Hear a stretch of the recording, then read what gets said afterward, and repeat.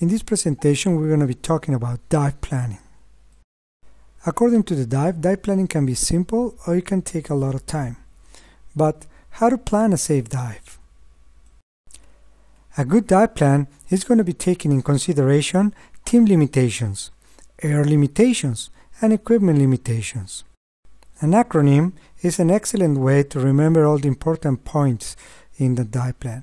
We are using SADDD acronym, which was invented by Chuck Exley and is pretty much the standard in today's cave diving. SADDD is the acronym for S sequence, A air, D depth, D duration, and D distance. There is many other acronyms, however, we like to stick to the standard to communicate with other divers easier. In mathematics, informally speaking, a sequence is an ordered list of objects. In sequence, you want to be talking about a dive overview. You want to be saying what are you doing, where are you going. You want to discuss the team formation. You want to make sure everybody knows what is expected for them to do. If everybody knows what their position is, the organization inside the water will be a lot easier. A chronology of the dive events is ideal so that you don't miss any important points to discuss. And also you want to bring attention to special considerations you may want to do, like for example, stopping before exiting the dive to practice your bow drills. Air is the name given to the atmosphere used for breathing and for photosynthesis. When you are discussing air during your dive planning, you want to make sure that the most important thing you talk about is the reserve gas. You want to make sure that you can come back out from the farthest point of penetration for the farthest, deepest point of your dive, sharing gas all the way back out to the surface. So the reserve gas is exactly appointed to accomplish that.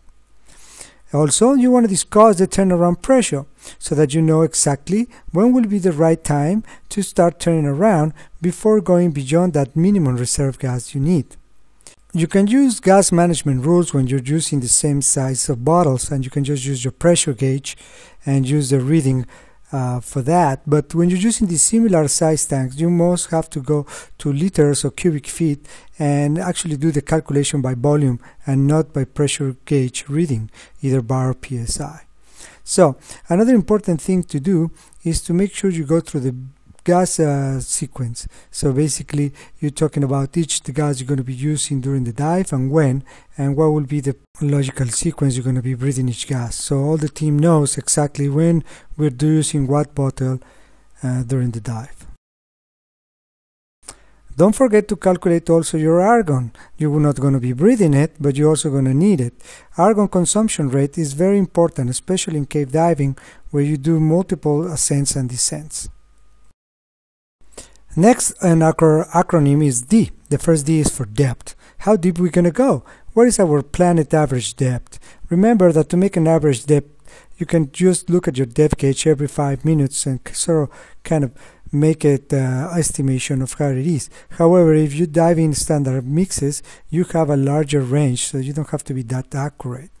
However, it's important to know what is the maximum depth for the gas that you're breathing and the maximum operating depth for all the gases that you are carrying, and as well the minimum operating depth of these gases, not only in rebreather diving but also in open circuit. For example, 1070 cannot be breathing shallower than 6 meters 20 feet, where the PO2 is 0.16. The deeper you go, the more consideration you also have to be giving to the stops you're going to be doing at depth on the ascent for starting preparing your body for the decompression. Next D is actually going to be standing up for duration, and it's everything related with time. How long we're going to dive, how much deco we're going to do, how much time I want to be in the water, what time is going to take before I get cold, what time they close the dive site, do I need to get back on the boat. Duration also have to take in consideration the equipment integrity and, for example, the lights, how long is the battery running, how much burn time available I have. For example, in cave diving, I need to have at least half the light to go in and half the light to go out. Scooter run time, soft no-line time. It's important to be careful, for example, when trusting decompression on computers, because they're not going to know if you have to travel out, for example, of a cave. So they might be telling you no decompression limit when you actually do have decompression, because you have to do the time back out. So duration is very important to be considered when we're making a solid dive plan, because we might reach limitations related to time. Duration is the measure of continuance of any object or event within time. The last D on our acronym stands for distance. In distance, it's very important that you take in consideration any arbitrary point that you want to stop the dive. Basically, you want to start heading back out. Your turnaround point does not necessarily has to be the moment that you use your gas for penetration, or you're getting in within the limitation of your reserve gas, or when you reach your maximum depth of the breathing gas you have. An arbitrary point, or the turnaround point, could be chosen anytime, and we can just decide to stop the dive if the environment changes dramatically. So for example, visibility is not as good as it was when we start, or if the current speeds up, if we have got to the point we wanted to go see, there's no reason to keep penetrating or going any deeper if we have reached the location we want to do.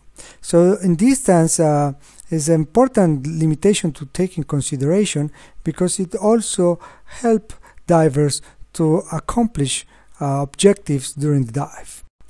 Distance limitation is by far the most difficult of all to plan, because you need to be able to understand that you cannot accomplish the dives every time, and you might have to stop the penetration and abort the planned dive.